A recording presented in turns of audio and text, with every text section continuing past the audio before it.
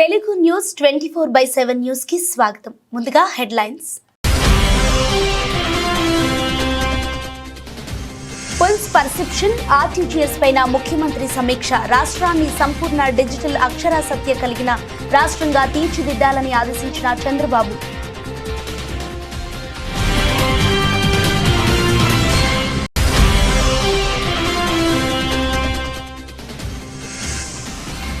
నగరపాలక సంస్థ పాలపక్షంపై సిపిఐ నగర కార్యదర్శి జి కోటేశ్వరరావు విమర్శలు.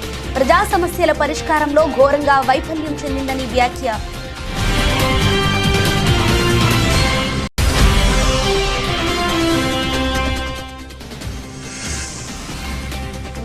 సీఎం చంద్రబాబును కలిసిన సాయి సాధన చిట్ ఫండ్ బాధితులు. వారికి న్యాయం చేస్తానని హామీ ఇచ్చిన ముఖ్యమంత్రి.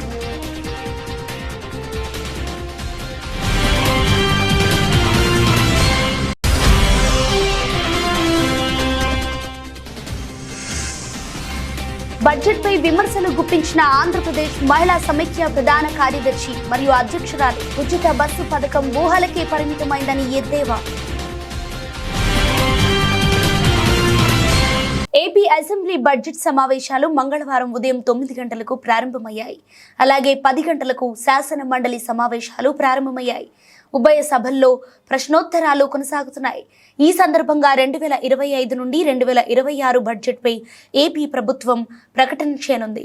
అనంతరం బడ్జెట్పై చర్చ జరుగుతోంది. కాగా సభ ప్రారంభమైన వెంటనే తెల్ల రేషన్ కార్డులు, భూ వివాదాలపై ప్రశ్నోత్తరాలు కొనసాగుతాయి. ప్రభుత్వ ఎక్సైజ్ పాలసీపై సభ్యులు ప్రశ్నలు వేస్తారు. వాటికి సంబంధిత మంత్రులు సమాధానాలు ఇస్తారు. ఇందా చెప్పాను 10,000 కోట్లు షార్ట్ టర్మ్ పర్చేజెస్ ద్వారా విపరీతంగా పవర్ షట్ డౌన్ చేసి మనకు ఉత్పత్తి అయ్యే సోలార్ విండ్ని షట్ డౌన్ చేసి కక్షపూరితంగా బయట విపరీతంగా పవర్ పర్చేసెస్ చేయడం వల్ల విపరీతంగా ఛార్జీలు చేసి ప్రజల మీద 9 సార్లు భారం వేశారు. మేమైతే కరెంటు ఛార్జీలు పెంచలేదు. వీళ్ళు 2022, 23 పెంచిన ఛార్జెసే 22, 23, 24 పెంచిన ఛార్జెసే ఇవాళ ప్రజల మీద భారం పడింది. ఇది మేము పెంచింది కాదు. ముమ్మాటికి సభ ద్వారా మీకు తెలియజేస్తానని, ప్రజలకు తెలియజేస్తానని గత అసెంబ్లీలో కూడా చెప్పాను, ఇప్పుడు కూడా చెప్తున్నాను. ఈ ప్రశ్న వేసే అర్హత మీకు లేదు. ఈ ప్రశ్న వేసే అర్హత లేదు. నేను మొన్న కూడా చెప్పాను, మీరు పెంచిన విద్యుత్ ఛార్జీలకి మీరే ధర్నా పిలిపినీయటం ఇది విచిత్రమైన సంఘటన. అడిగారు, దాన్ని కూడా ముమ్మాటికి మేము ఒక మాట చెప్తున్నాం సార్. విద్యుత్ ఛార్జీలు ఈ ప్రభుత్వం పెంచబోదు. ఈ ప్రభుత్వం దానికి కట్టుబడి ఉంది. మీరు పదే రాష్ట్రంలోని ప్రతి పౌరుడు డిజిటల్ అక్షరాస్యుడిగా మారాలని, తద్వారా రాష్ట్రాన్ని సంపూర్ణ డిజిటల్ అక్షరాస్యత కలిగిన రాష్ట్రంగా తీర్చిదిద్దాలని, ఆ దిశగా అధికారులు కృషి చేయాలని రాష్ట్ర ముఖ్యమంత్రి నారా చంద్రబాబు నాయుడు అధికారులకు సూచించారు. పీపుల్స్ పర్సెప్షన్ ఆర్టీజీఎస్ పైన సోమవారం సచివాలయంలో ముఖ్యమంత్రి సమీక్ష నిర్వహించారు.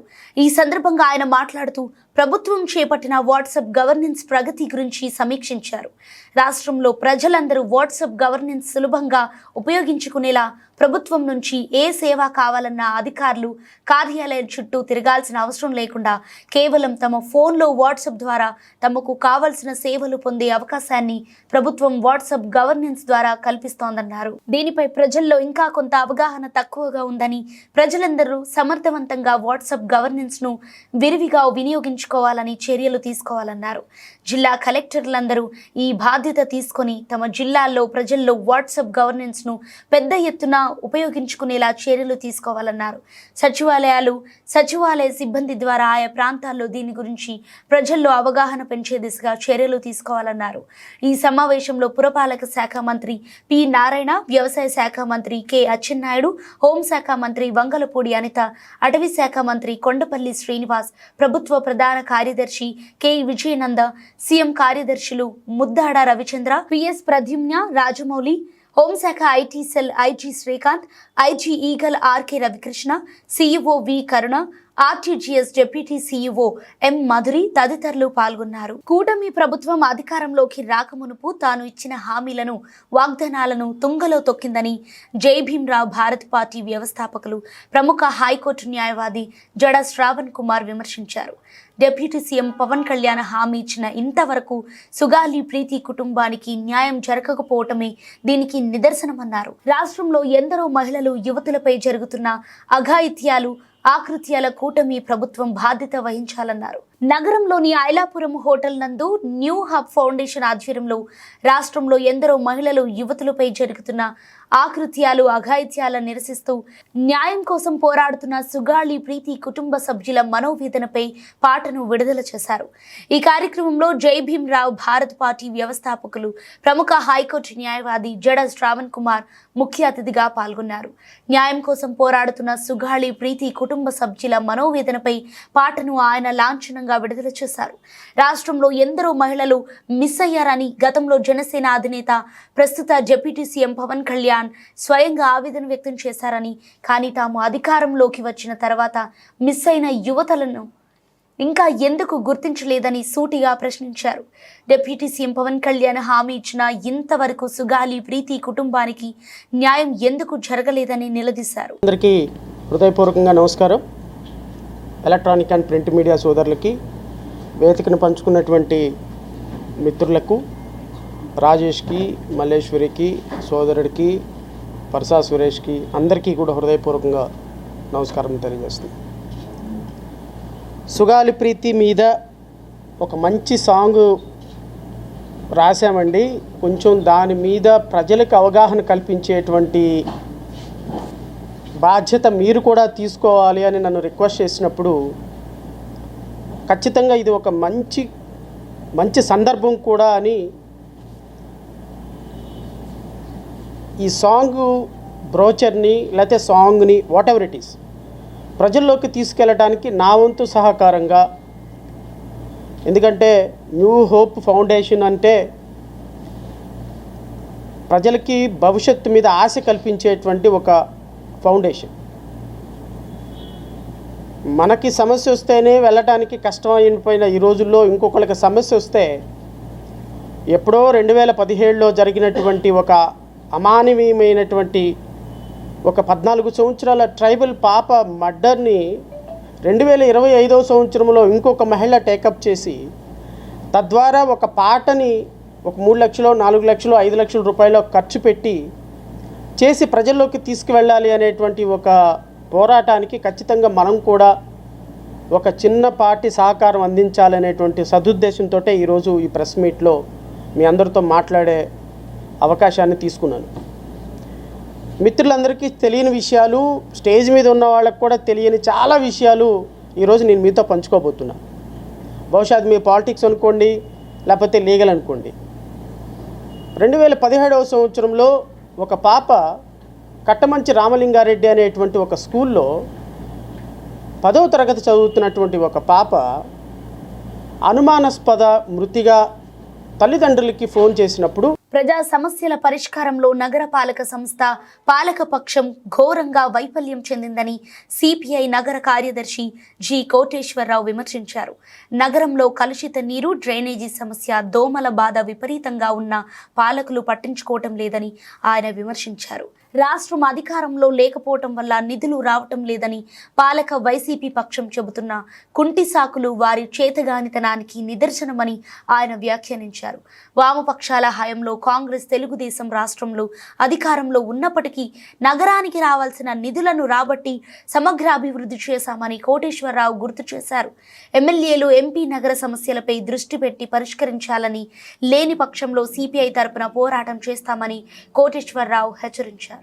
సంస్థ పాలన అస్తవ్యస్తంగా ఉంది. పాలకపక్షం ఎవరో, ప్రతిపక్షం ఎవరో తెలియనటువంటి పరిస్థితి, దుస్థితిలో నగరపాలక సంస్థ పాలకపక్షం ఉంది. ప్రజలు 64 డివిజన్స్లో 49 డివిజన్స్ వైఎస్ఆర్ కాంగ్రెస్ పార్టీని గెలిపించారు. పాలకపక్షంగా వైఎస్ఆర్ కాంగ్రెస్ పార్టీ ఉంది నేటికి కూడా. మేయర్ గారు, అలాగే కార్పొరేటర్సు, స్టాండింగ్ కమిటీ ప్రజల యొక్క పాలన అందించడంలో ఘోరంగా వైఫల్యం చెందింది. ఈ రోజున వారు చెప్పేది అధికార పక్షం రాష్ట్రంలో ఉన్నది కాబట్టి, మేము ప్రతిపక్షంలో ఉన్నాం కాబట్టి మేము అభివృద్ధిని చేయలేకపోతున్నాం అనేటటువంటి కుంటి సాకులు చెప్పేటటువంటిది సరైనటువంటిది కాదు. విజయవాడ కార్పొరేషన్గా అవతరించిన తర్వాత 81, 86 మధ్య కాలంలో 95, 2000 కాలంలో ప్రత్యక్ష ఎన్నికలు, పరోక్ష ఎన్నికల్లో కమ్యూనిస్టులు గెలిచాం. ఆ రోజున 81, 83 వరకు కాంగ్రెస్ పార్టీ పాలన ఉంది రాష్ట్రంలో. అలాగే తర్వాత తెలుగుదేశం 95, 2000 కాలంలో కూడా తెలుగుదేశం రాష్ట్రంలో పాలనలో ఉన్నది. కానీ నగరపాలక సంస్థకి రావాల్సినటువంటి నిధులు రాబట్టడంలో రాష్ట్ర ప్రభుత్వాల పైన ఒత్తిడి చేసి నిధులు రాబట్టి నగర సమగ్రాభివృద్ధిని చేయగలిగాము కమ్యూనిస్టులుగా. కానీ ఈ రోజున అధికార పక్షంగా ఉన్నటువంటి వారు కుంటి సాకులు చెప్పి తప్పించుకునేటటువంటిది వారి చేతకాని తనాన్ని ఈ రోజున బట్టబయలవుతూ ఉన్నది. కాబట్టి ఇవాళ దీని పరిస్థితి వల్ల ఇవాళ మార్చి 31వ తారీఖు వస్తూ ఉన్నది. 31వ తారీఖు వస్తుంటే మొత్తం అధికార రెవెన్యూ కార్పొరేషన్లో ఉన్నటువంటి బిల్ కలెక్టర్ దగ్గర నుంచి ఆర్ఐలు, ఏసీలు, డిప్యూటీ కమిషనర్లు వారు అందరూ కూడా ఇంటి పన్నులు కట్టండి, నీటి ఛార్జీలు చెల్లించండి అని చెప్పి ఇళ్ల మీదకి వచ్చి ఒత్తిడి చేస్తూ ఉన్నారు. మేము అడుగుతున్నాం, ఎవరు ట్యాక్సెస్ అట్ వర్క్ అని నగరపాలక సంస్థ లోగోలో ఉన్నది. మేము పన్నులు కడతా ఉన్నాం ప్రజలు, కానీ పాలన ఎక్కడ ఉన్నది అనేటటువంటిది. సరైనటువంటి మంచినీరు వల్ల వస్తున్నటువంటి పరిస్థితి ఉన్నదా? అనేక ప్రాంతాల్లో సత్యనారాయణపురం, దుర్గాపురం లాంటి ప్రాంతాల్లో అనేక ప్రాంతాల్లో కలుషితమైనటువంటి నీరులో కలుషితం రావడంతో రంగు మారిపోయి సీఎం చంద్రబాబు సచివాలయం నుంచి ఇంటికి వెళుతున్న సమయంలో ఉండవల్లి నివాసం వద్దకు చిట్ ఫండ్ బాధితులు వచ్చారు. వారిని చూసి సీఎం వారి వద్దకు వెళ్లారు. సాయి సాధన అనే చిట్ ఫండ్ సంస్థ తమను మోసం చేసిందని నరసరావుపేటకు చెందిన బాధితులు చెప్పారు. సుమారు 600 మంది ఈ ఘటనలో నష్టపోయారు. కష్టపడి సంపాదించుకొని దాచుకున్న మొత్తాన్ని చిట్ ఫండ్ యాజమాన్యం చేసిన మోసం కారణంగా పోగొట్టుకున్నామని ఆవేదన వ్యక్తం చేశారు. సీఎం బాధితులతో మాట్లాడి వారికి ధైర్యం చెప్పారు. ప్రభుత్వ పరంగా తప్పు చేసిన వారిపై చర్యలు తీసుకొని వారికి న్యాయం చేస్తానని హామీ ఇచ్చారు. సార్ అతను ఎలాంటి నష్టాలు లేవు సార్. వాడుకుంటుంది మోసం చేసాడు.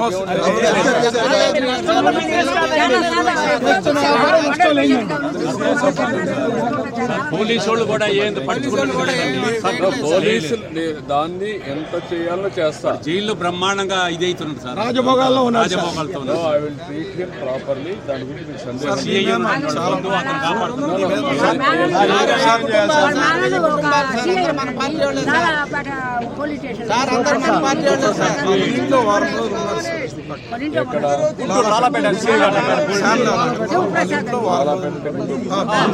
ఒక వారం ఉన్నాడు. పేరేంటి? ఆయన పేరేంటి? అడుసుమల్లి శివప్రసాద్. అదొకటి సార్. దాంట్లో డైరెక్టర్స్ అంతా డైరెక్టర్స్ వాళ్ళంతా కూడా ఇటు వెళ్ళిపోయారు. భార్య, కూతురు, కొడుకు ఎటు వెళ్ళిపోయారు. నంబర్ మేము ఆ బాధ మేము చెప్పుకుంటున్నాం. మీరు పక్కకు వచ్చేసేయండి. వాళ్ళంతా కూడా ఎక్కడున్నారో తెలియదు. వాళ్ళందరిని తీసుకొచ్చి అరెస్ట్ చేస్తే అప్పుడు అన్ని బయటకు వస్తాయి. నేను రిటైర్డ్ ఎంప్లాయీ. నాకు వచ్చిన బెనిఫిట్స్ అన్ని కూడా అతనికే ఇచ్చారు. 20 రోజుల ముందు నుంచి ఒక 50 కోట్ల రూపాయలు వసూలు చేశాడండి. కావాలని డబ్బులు ఎక్కడికి పోలేదు, మొత్తం ఉన్నాయి. రబీ సాగు తర్వాత మే నెలలో రాష్ట్ర వ్యాప్తంగా సాగునీటి కాలువల్లో పూడికతీత, గుర్రపుడెక్క తొలగింపు, షట్టర్లు, డోర్లు, లాకులు, ఏటిగట్ల పటిష్టత పనులు చేపట్టనున్నట్లు జలవనరుల శాఖ మంత్రి నిమ్మల రామానాయుడు పేర్కొన్నారు. ఈ మేరకు ప్రతిపాదనలు స్వీకరించగా రాష్ట్ర వ్యాప్తంగా 4971 పనులు చేపట్టాల్సి ఉన్నట్లు నివేదికలు అందాయన్నారు. వీటిని చేపట్టేందుకు 336.4 కోట్ల రూపాయలు అవసరమని తెలిపారు. గోదావరి డెల్టా పరిధిలోనూ 1868 పనులు చేపట్టేందుకు 129.38 కోట్లు అవసరమని గుర్తించామన్నారు. కాటన్ బ్యారేజీ మరమ్మతులకు 164 కోట్లతో ప్రభుత్వానికి ప్రతిపాదనలు పంపామని తెలిపారు. డ్రీప్ 2 కింద ఈ పనులు చేస్తామని వివరించారు. సోమవారం శాసనసభ ప్రశ్నోత్తరాల సమయంలో సభ్యులు అడిగిన ప్రశ్నలకు మంత్రి సమాధానమిచ్చారు. ధన్యవాదాలు అధ్యక్ష. ఏదైతే గోదావరి డెల్టా అనేది ఆంధ్రప్రదేశ్ రాష్ట్రానికి చాలా ప్రాధాన్యత. ఎందుకంటే ఇవాళ ఈ రాష్ట్రానికి ఒక ధాన్యాగారం, ఒక అన్నపూర్ణ అంటే అది ఉభయ గోదావరి జిల్లాలు. దగ్గర 10,13,161 ఎకరాలకు సాగునీరు అందించేటువంటిది గోదావరి డెల్టా.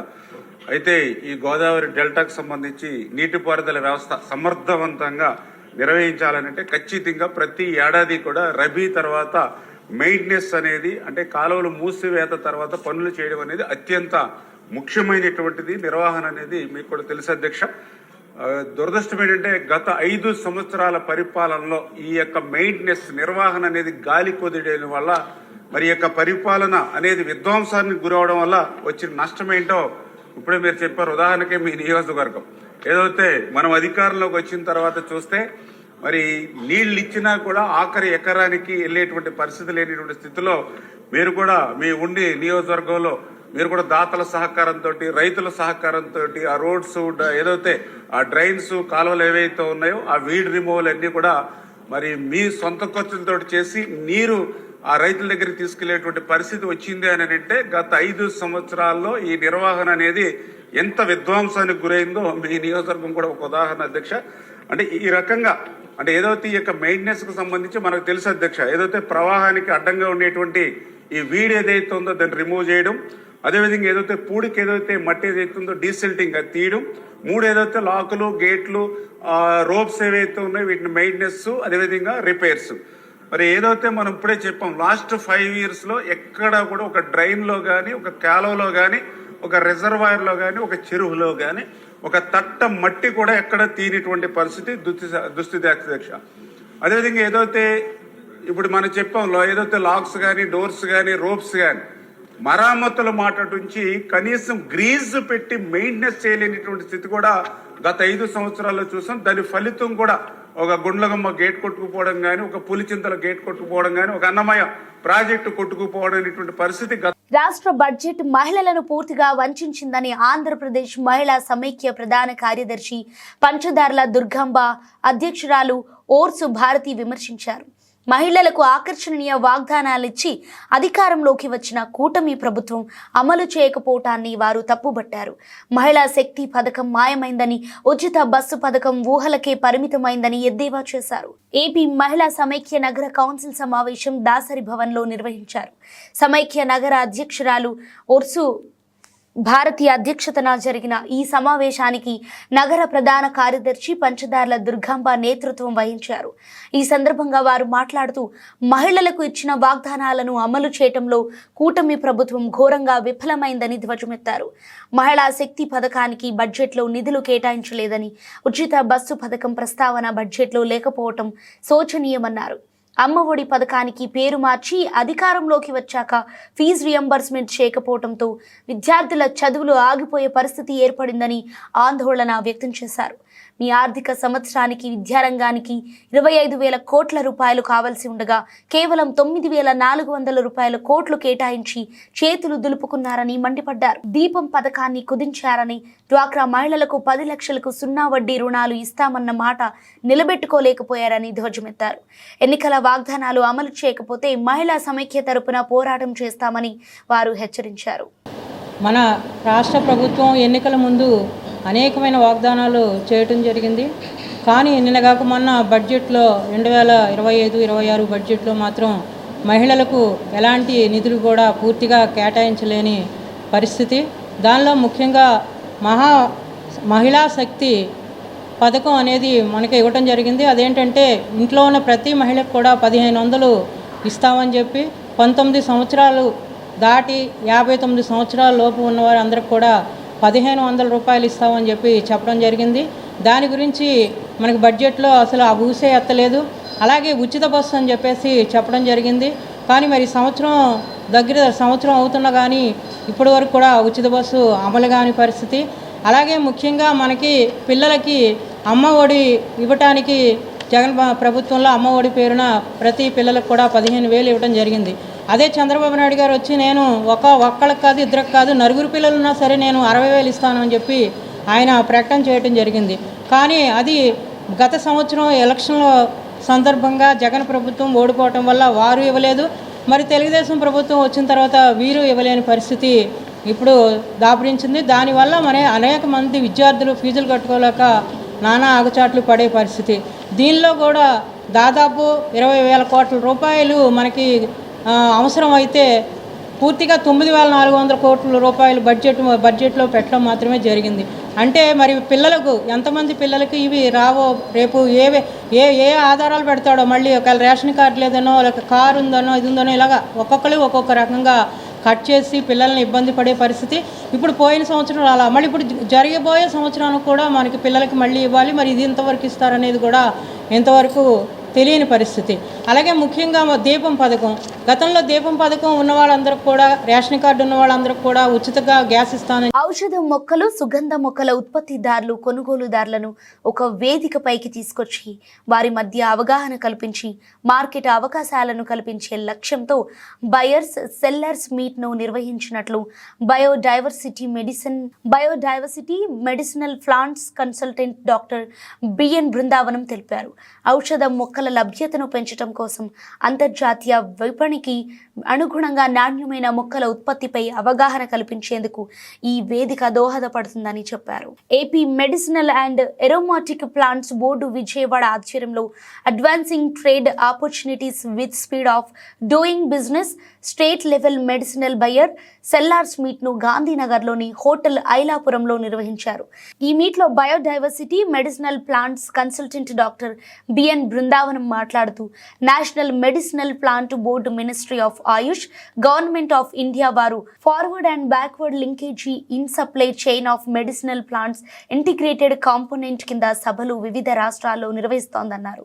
ఉత్పత్తిదారులు అంటే రైతులు, సేకరణదారులు, కొనుగోలుదారులను ఒక వేదికపైకి తీసుకొచ్చి వారి సమస్యలను, వారి మధ్య అవగాహన పెంచి తగిన మార్కెట్ అవకాశాలు ఉత్పత్తిదారులకు ఇవ్వటం, నాణ్యమైన ఉత్పత్తులు కొనుగోలుదారులకు అందుబాటులోకి తీసుకురావటం ముఖ్య ఉద్దేశంతో ఈ సభలు నిర్వహిస్తోందని అన్నారు. నాణ్యత పరీక్షలకు సహకారాన్ని అందిస్తామన్నారు. Ayush department homeopathy additional director doctor S Sujatha మాట్లాడుతూ బయర్ సెల్లర్స్ను ఒక వేదికపైకి తీసుకొచ్చామని, 100 మంది బయర్స్ అండ్ సెల్లర్స్ పాల్గొన్నారని చెప్పారు. ఈ పథకంలో భాగంగా ఇటువంటి సభలు వివిధ రాష్ట్రాల్లో, వివిధ ప్రాంతాల్లో నిర్వహిస్తుంటాం. అయితే ఆంధ్రప్రదేశ్ ప్రభుత్వం లో పనిచేస్తున్నటువంటి Andhra Pradesh state medicinal and aromatic plants board వాళ్ళు ఉత్సాహంగా ముందుకు వచ్చి ఈ స్కీమ్ ద్వారా ఈ సభని ప్రారంభించారు. ముఖ్య ఉద్దేశం ఏంటంటే, ఒక పక్క ఉత్పత్తిదారులు అంటే రైతులు, సేకరణదారులు, 2 గ్రూపులు కూడా కలుపుకుని ఉత్పత్తిదారులను, ఒక పక్క ఉత్పత్తిదారులు, రెండో పక్క కొనుగోలుదారులు, వాళ్ళందరినీ ఒక వేదికపై చేర్చి వారి సమస్యలని, వారి మధ్య అవగాహన పెంచి తగినటువంటి మార్కెట్ అవకాశాలు ఉత్పత్తిదారులకు ఇవ్వడము, అదేవిధంగా నాణ్యమైనటువంటి ఉత్పత్తులు, ఔషధ మొక్కల యొక్క ఉత్పత్తులు కొనుగోలుదారులకు అందుబాటులోకి తీసుకురావడానికి ఉద్దేశించినటువంటి పథకం. బ్యాక్వర్డ్ అండ్ ఫార్వర్డ్ ఇంటిగ్రేషన్ యొక్క ముఖ్య ఉద్దేశం అదే. కొనుగోలుదారులు అంటే ఇక్కడ ట్రేడర్స్ కంటే ముఖ్యంగా మ్యానుఫ్యాక్చరర్స్, ఎవరైతే దాన్ని డైరెక్ట్గా ఔషధాల నిర్మాణంలో ఉపయోగిస్తారో వాళ్ళ అవసరాలకి అనుగుణమైనటువంటి, వాళ్ళ యొక్క టర్మ్స్కి, కండిషన్స్కి అనుగుణమైనటువంటి ఔషధ మొక్కల లభ్యత పెంచడం కోసం వీళ్ళందరినీ ఒక వేదికపైకి చేర్చి, ఈ వేదిక వల్ల పరస్పర ఉత్పత్తిదారులకి అలాగే కొనుగోలుదారులకి ఈ రెండు వర్గాల మధ్యనే పరస్పరమైనటువంటి అవగాహన, సహకారం పెరుగుతుందనేటువంటి ఉద్దేశంతో డాక్టర్ కేవీఎన్ సత్యశ్రీనివాస్ అండి, senior principal scientist, CSIR CIMAP Hyderabad నుంచి నేను ఈ సభకు వచ్చేసాను. సిఎస్ఆర్ సిమ్యాప్ అంటే ఔషధ మరియు సుగంధ మొక్కల పరిశోధనా సంస్థ.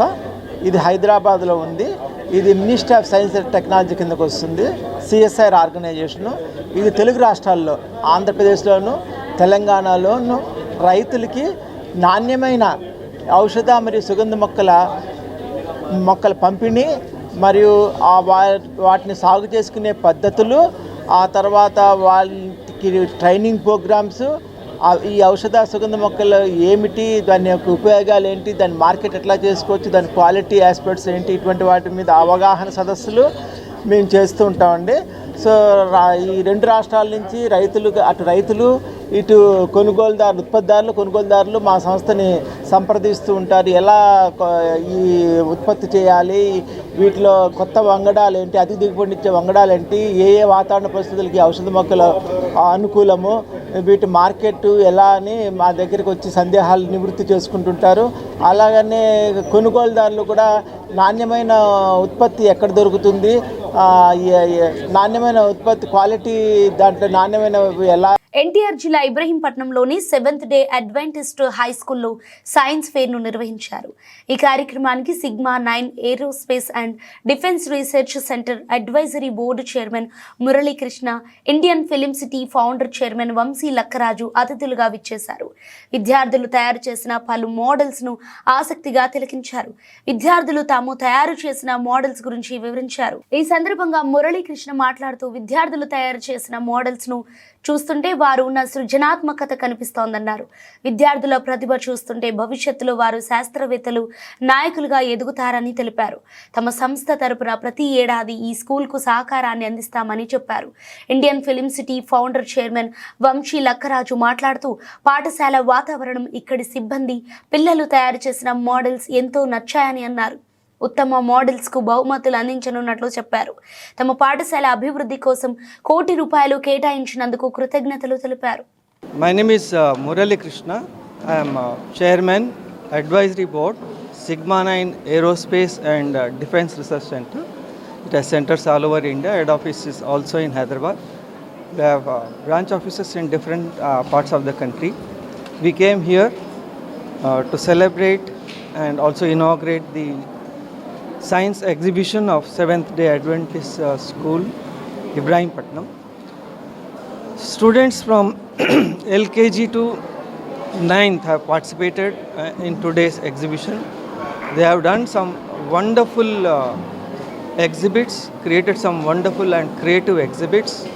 In spite of limited resources, it has shown their creative levels. The support and effort of the teachers has been wonderful. I think they will definitely grow into big scientists and leaders in course of time. Our organization Sigma 9 Aerospace and Defense Research Center is having a plan to support them in a big way. We also have our colleague, our director. నా పేరు వంశీ లక్కరాజు అండి. నేను Indian film సిటీకి founder and చైర్మన్ని. So 7th day స్కూల్కి రావడం జరిగింది. So పిల్లలందరిని encourage చేస్తూ నాకు స్కూల్ అట్మాస్ఫియర్, ఫ్యాకల్టీ చాలా నచ్చింది. So I would like to announce ₹1 crore for the development of the school. Very soon I'll hand over the cheque to the mister principal గారు and the faculty. Thank you so much.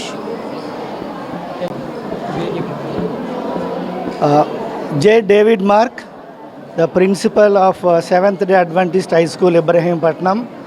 ఈరోజు పాఠశాలలో science ఫేరు జరపడానికి మాకు సహాయం చేసిన వారు ప్రసన్న కుమార్ గారు, వారి యొక్క టీము, మరి ప్రత్యేకంగా సైంటిస్ట్ గారైన మురళీకృష్ణ గారు, అలాగే ఇండియన్ ఫిల్మ్ సిటీ నుంచి వంశీ లక్కరాజు గారు, రాధా మ్యామ్, ఇందిరా మ్యామ్, వీళ్ళందరూ కూడా మా పాఠశాలకు వచ్చి ఈ యొక్క విద్యార్థులు చేసిన యొక్క ప్రయోగాలన్నిటినీ చూసి వారికి బహుమతులు ఇచ్చి మా యొక్క పాఠశాలను వారు అభినందించి ఆశీర్వాదాలను దయచేసి ఉన్నారు. వారందరికీ కూడా వందనాలు తెలియజేస్తూ ఉన్నాము.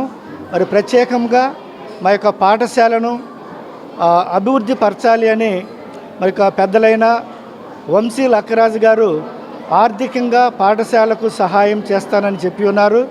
మరి వారి యొక్క దాతృత్వ. బులెటిన్ ముగించే ముందు మరోసారి హెడ్లైన్స్ చూద్దాం. పుల్స్ పర్సెప్షన్ ఆర్టీజీఎస్ పైన ముఖ్యమంత్రి సమీక్ష. రాష్ట్రాన్ని సంపూర్ణ డిజిటల్ అక్షరాస్యత కలిగిన రాష్ట్రంగా తీర్చిదిద్దాలని ఆదేశించిన చంద్రబాబు.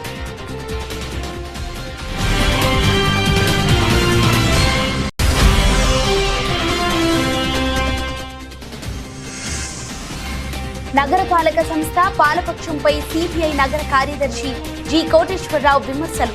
ప్రజా సమస్యల పరిష్కారంలో ఘోరంగా వైఫల్యం చెందిందని వ్యాఖ్య.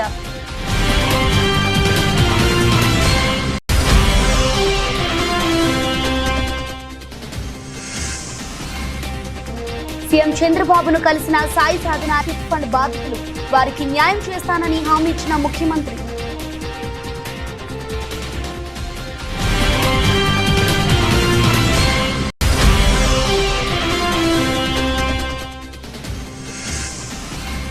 బడ్జెట్పై విమర్శలు గుప్పించిన ఆంధ్రప్రదేశ్ మహిళా సమైక్య ప్రధాన కార్యదర్శి మరియు అధ్యక్షురాలు ఉచిత బస్సు పథకం ఊహలకే పరిమితమైందని ఎద్దేవా. ఈ వార్తలు ఇంతటితో సమాప్తం. అంతవరకు సెలవు. నమస్తే.